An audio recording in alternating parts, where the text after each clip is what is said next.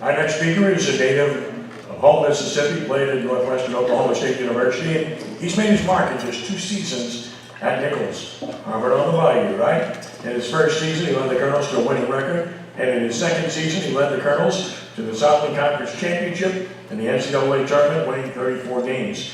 He previously served as associate head coach at Louisiana Tech, was a pitching coach at Arkansas Little Rock, served as an assistant at Texas State and at Bethany College, and was a head coach at Galveston College and Clarendon College. The 2023 accomplishments included the first Southland Conference regular season title for Nicholls, second tournament title, and the school's first NCAA tournament appearance since 1998. Please give a warm welcome to Coach Mike Silva of the Nicholls Colonels. Thanks, Ken, and for having me, and the rest of the coaches and all the people in this community in South Louisiana that do such a great job of supporting so many programs. The high school coaches and staffs that are out there, appreciate you. I think I am well traveled. I've been all over the country coaching this game, and you know, the state of Louisiana is such a special place, and we're starting our 3rd season down at Nicholls, and there's just so many players. It's really hard, I think, in today's game. I think the rest of the coaches would agree, to find players that are kind of under the radar that are going to make big impacts. I mean, you start evaluating players at such a young age, and the state of Louisiana is so unique. And I'll give you an example.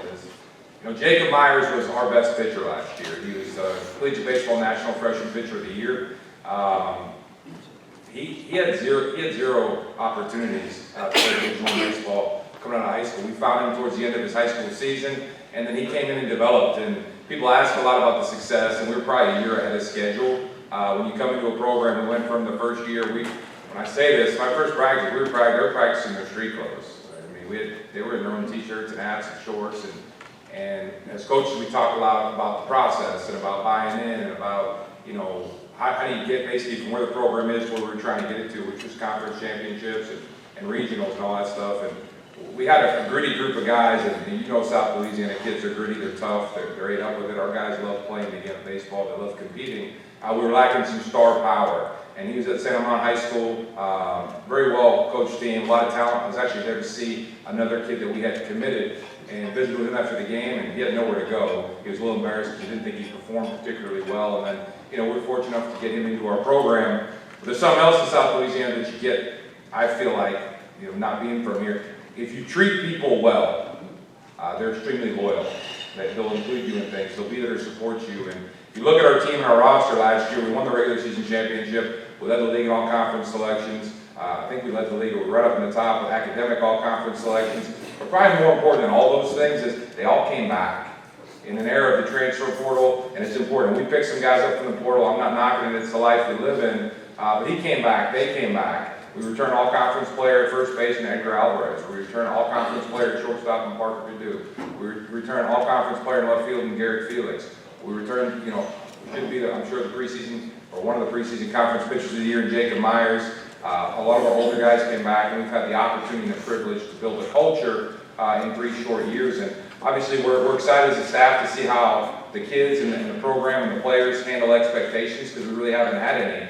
We kind of came out of nowhere last year, and so people think success is a continuum, but you know, we try to keep the guys grounded and bring them back to that first practice. And we were in our street clothes. And how did we get here in 2 short years? How did we get to where we were competing in regionals? It was just a process, showing up every day and continuing to do the things that we did when we really didn't have anything or there weren't any expectations. So, you know, for us to be invited to an event like this, I appreciate you, Ken, and the success everybody's had. And then a little touch on this has nothing to do with our program, but it's a special place for special coaches. I remember Jay during the national title, I think everybody here was pulling for him. You know, being from the state of Louisiana, what he does when he can to help us out in our conference at the smaller schools, I'm sure the junior colleges and the high schools, it's tremendous. I actually had an opportunity to discuss this with him recently about just the relationship we have as Division I coaches in the state of Louisiana, how unique that is. It's not like that everywhere. I think we sell that to recruits across the board. We're recruiting young men from everywhere, not just from here, to come and experience going to university and playing baseball in the state of Louisiana. It's a special place with special people. We feel like Nicholls is special, obviously. I'm sure these guys do at their universities. We recruit the high school coaches, players. I have players come from both these great junior college coaches programs. The way they treat us and we treat each other, we continue to grow the game. Hence, and look down here at the new programs that are starting across our state. So we're excited about the 2024 season, and thank you guys for having us.